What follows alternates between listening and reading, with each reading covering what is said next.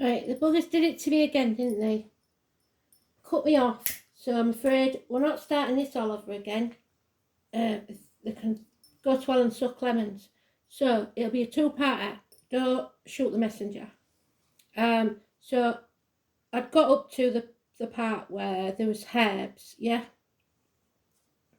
Visits to health food stores, etc. It's about everything to do with your routine and what you do regularly, so your habits. It's about thinking about the larger picture and stop worrying over the little things. But you must make sure you cross all the T's and dot all the I's on things. Read the small print. Perfection is not necessary to success, but completing what you started is very important. Insist on quality and usefulness. You may find yourself being critical of yourself and others, or they being critical of you. You want to clear up and correct matters which have come unhinged, or at least off track. Efficiency and doing the right thing. It's not going to be an easy time because nothing worth having is easy. So then we go to Neptune. 10th card, which is the 7 of Cups, which means your dreams, your options. What are your options? Maybe you're running out of options. A lot of confusion, but there needs to be compassion based on a keen awareness of the interdependence of all living things. The name Thomas is mentioned. Thomas was mentioned in this morning's read. You are going into the unknown. There's no two ways about it.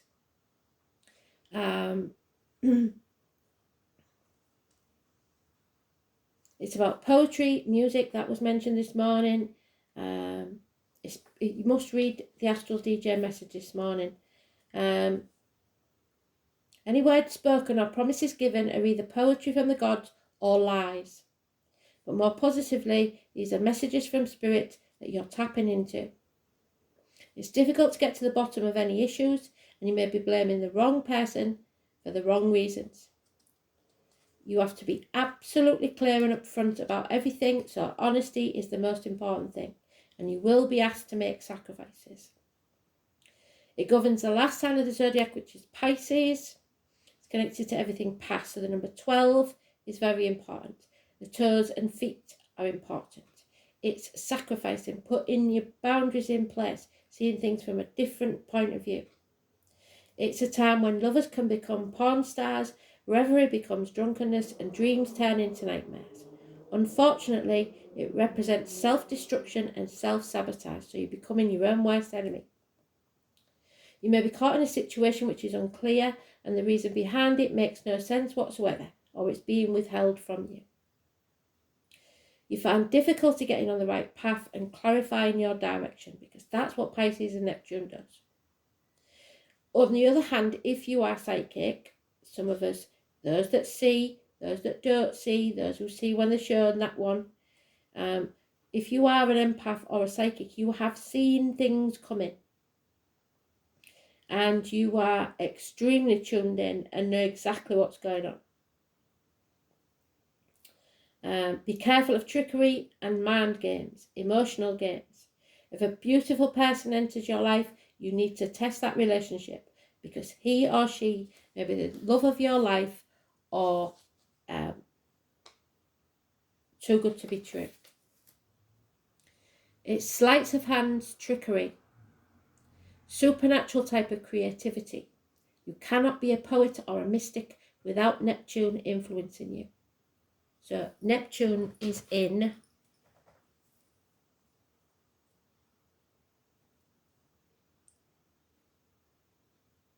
Pisces, yeah. So it's been there a long time, and that's what's been causing all the problems. Should have remembered that one. So it's like falling off the edge of the universe. This is what the Fool does. It trusts the universe and jumps off that cliff and makes its wings on the way down. And we had the Fool this morning. Into a place we trust, but we have no idea why. So beware of deception and confusion, but it will be poetry and reverie.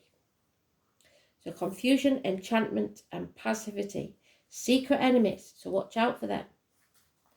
And number 40, the water element. It's the Ace of Cups, so a gift from Spirit of a new beginning. We are sensing something. The name Roger is important. The intellect may be confused, but your emotions will never lie to you. So go with your gut instinct and let matters flow. You can trust what you feel is the best course of action. What you are sensing now may not be based on any type of logic. It's just what you are sensing is correct. So right now, it's in your best interest to go with the flow. Trust your movements. These changes may seem gentle and gradual. A withdrawal to fight another day. It is time to gather your resources and plan before you move ahead. These can at times indicate trusting too much, too soon, or passive acceptance of other people's shortcomings when you shouldn't have. You may have the tendency to want to allow things to pass you by without fighting for them, to let go of something that is rightfully yours. Don't do that. Put your boundaries in place and say no. Stand up for yourself. And that's what we said this morning, isn't it? About the unfairness and the injustice of it all. Water is the element of compassion and understanding, but avoid being a doormat. It is possible people or forces may take advantage of your benign and accepting nature. This is a good time to imagine, write, paint, play, or create something. This card represents being connected to the flow of all things and the ability to keep a secret or to work alone in privacy.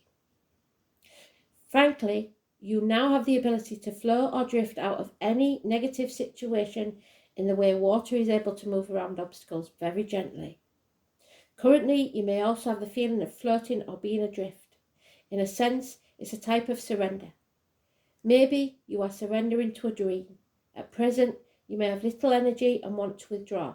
You are in fact doing a lot of inner processing which will take you where you need to go. There are deeper levels working and developing inside you. Don't worry about the drama that surrounds you. It's not your monkeys, not your circus. Avoid the commotion, sit still and float. Trust your inner wisdom. It will not steer you wrong. You are filling your cup yourself with happiness. And then we have 31, which was mentioned this morning. So Spirit's done really well. Thank you, Spirit. Which was the Aries card, wasn't it? And it's the 7th house of partners, Libra, justice, which we had 3 times this morning. It's about marriage is neither heaven or hell. It is simply purgatory. So somebody is in an unhappy relationship, maybe. Abraham Lincoln. Now, Kristen told me this. Abraham Lincoln is on money in America. So money could be important. You are bound to something by emotion or law. There are 2 things, either issues dealing with partners and significant others or court cases and legal issues. The card itself is neutral, much like the actual 7th house, which strives to have balance. So the surrounding cards will indicate the basic meaning. So we've understood all this. There's confusion, upset, people blaming each other for the wrong things, being your own worst enemy. Pisces or Neptune card, yes, we have there, would imply that a relationship could be slowly dissolving or fading, much like the shoreline of the sea, erasing names that were written in the sand.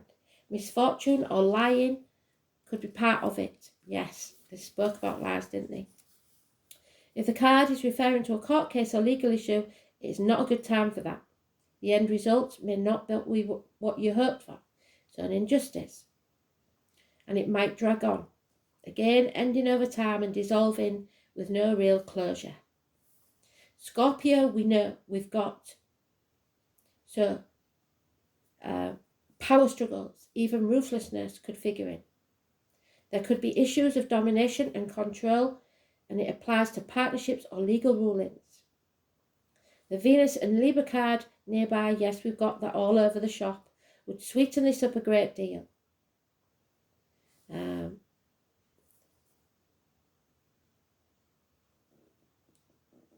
There could be dispassionate or odd partners. The 7th house card is engagements, marriages, or relationships moving to a next level or dissolving. In the case of dysfunctional or unhealthy relationships, it will be over. So, marriage partners, true love, the other person, rivals, open enemies, courts, and lawsuits. So that's what we've got with those, yeah? So what I want to do is do the dice, because we're sticking to the astrology for this. I don't want to interfere with anything else. So we've got Uranus, they've just told us about that. Rebellion, 2nd house, and Pisces again.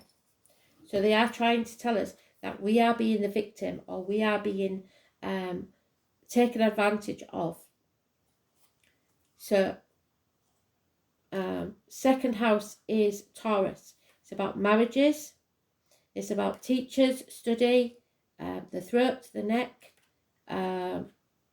religion.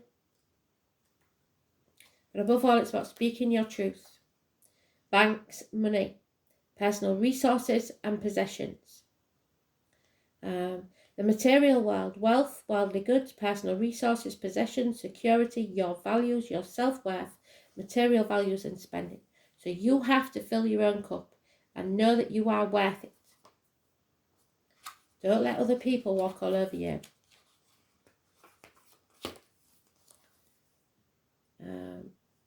So Uranus in Pisces. This placement indicates powerful intuition at the mercy of strong emotions. So you have to be very careful that your emotions don't cloud the issue, but go with those with your gut instinct. Resulting in confusion, yes, because we had the 7 of Cups, and misdirection. Visionary insights into the nature of consciousness overturn established knowledge in favour of new perceptions and the nature of reality. So what's been told to us before as the truth may not be the truth. That's what they keep getting us. That's what they keep giving us. So it's very important, and I don't want to do this down at all. So we've got Uranus in, we know Pisces is in Neptune, and we've got Uranus in Taurus. There you go, full circle. Well done, Spirit. At 17 degrees 32. So if you have any of this in your chart, have a look, because it's very important. Uranus in Taurus, I know I was born, Uranus in Taurus, born in July 1966. So that would be you as well, Tamara. So those born in the year of 66, I think it's something like we share it for 18 years. So Uranus in Taurus, I don't know. I'm not quite certain about that. But I know there's a small window of people that share it, and then it comes around every 18 years. So Uranus in Taurus, look in your chart. Yeah, we're not smelling the coffee. Wake up and smell the coffee. Spirit again, a bit cheesed off that we're not being alert. We're not being aware. People are taking advantage of us, and they don't want that.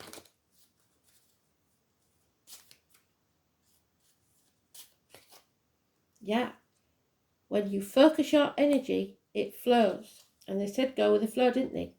Be your authentic self and be courageous. Do not let fear hold you back, because you are delaying something. Travel will be delayed. Problems with a vehicle and a masculine. So, massively important. I hope you got all this. I will do an Ogam after this just to stop baffling your head with it. But